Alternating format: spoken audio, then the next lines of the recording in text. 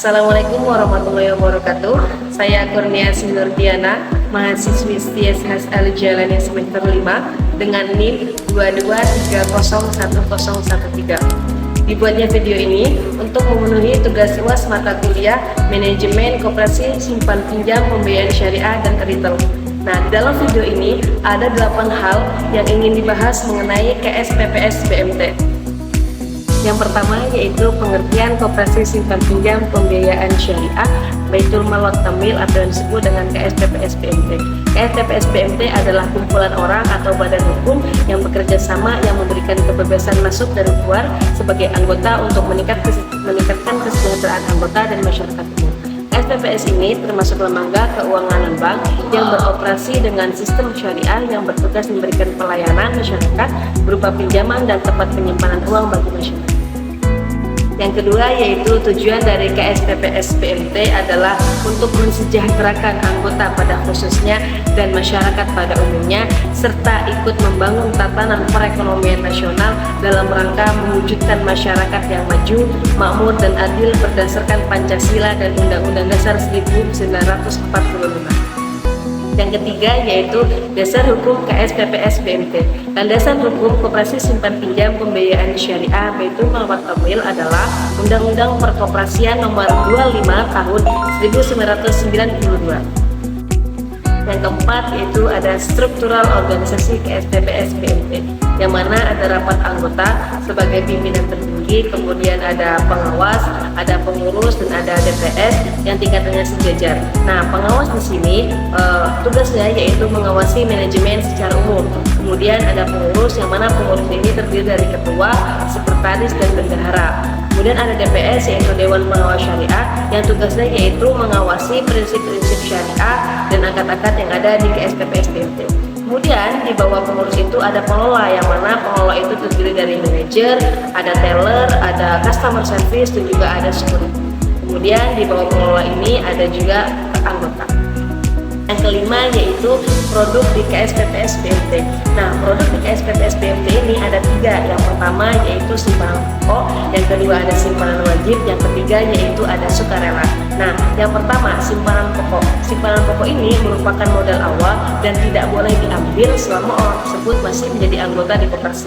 Nah, yang kedua yaitu ada simpanan wajib. Nah, simpanan wajib ini menjadi modal dari KSPPS dan akan ada penyetoran mingguan atau bulanan yang telah disepakati oleh anggota. Nah, yang ketiga yaitu ada sukarela. Nah, sukarela ini contohnya tabungan anggota KSPPS BMT itu sendiri. Yang keenam yaitu rapat anggota tahunan. Nah, rapat anggota tahunan di KSPPS BMT ini dilaksanakan 1 tahun sekali di setiap per 31 Desember, yang mana dalam rapat ini anggota berwenang untuk menetapkan 1. Anggaran dasar, 2. Kebijakan umum di bidang organisasi, manajemen dan usaha koperasi, 3. Pemilihan, pengangkatan, pemberhentian pengurus dan pengawasan, 4. Pembagian sisa hasil usaha, 5. Penggabungan, peleburan, pembagian dan pembubaran koperasi, 6. Rencana kerja, rencana anggaran pendapatan dan belanja koperasi serta pengesahan laporan, dan yang terakhir yaitu pengesahan pertanggungjawaban pengurus dalam pelaksanaan tugasnya. Yaitu pembagian sisa hasil usaha di KSPPS BMT. SHU merupakan pendapatan dalam 1 tahun yang diperoleh dari hasil suatu usaha koperasi setelah dilakukan pemotongan keseluruhan biaya operasional, pembayaran maupun beban lainnya. Contohnya, ketika ada data SHU di sebuah koperasi sebesar 100 juta pada tahun 2022, maka berdasarkan ADART, SHU tersebut akan dibagikan secara detail sesuai dengan persenannya. Contohnya, pengawas mendapatkan 15%, pengurus mendapatkan 15%, ada cadangan modal yaitu 20%, ada dana pendidikan 10%, ada dana sosial 5%, dan anggota mendapatkan 35%. Yang terakhir yaitu cara mendirikan KSPPS BMT. Ada 6 tahapan dalam pendirian KSPPS BMT. Yang pertama, tahap persiapan awal, di mana pada tahap persiapan awal ini akan dilakukan penyuluhan dan rapat pendirian yang terdiri dari minimal ada 9 orang. Yang kedua yaitu pembuatan akte pendirian oleh notaris. Nah, di sini kita hanya menyiapkan nama untuk SPPS-nya saja. Biasanya nama tersebut terdiri dari 3 kata. Yang ketiga yaitu adanya dokumen pendukung, di mana dokumen pendukung ini terdiri dari dokumen pokok dan dokumen khusus dari SPPS PDT.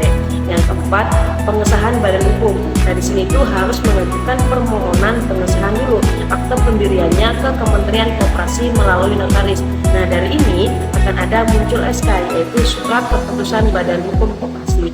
Yang kelima yaitu perizinan usaha melalui aplikasi OSS. Nah, yang keenam yaitu perizinan lain-lain yang itu mengurusi izin operasional simpan pinjam ke dinas koperasi setempat.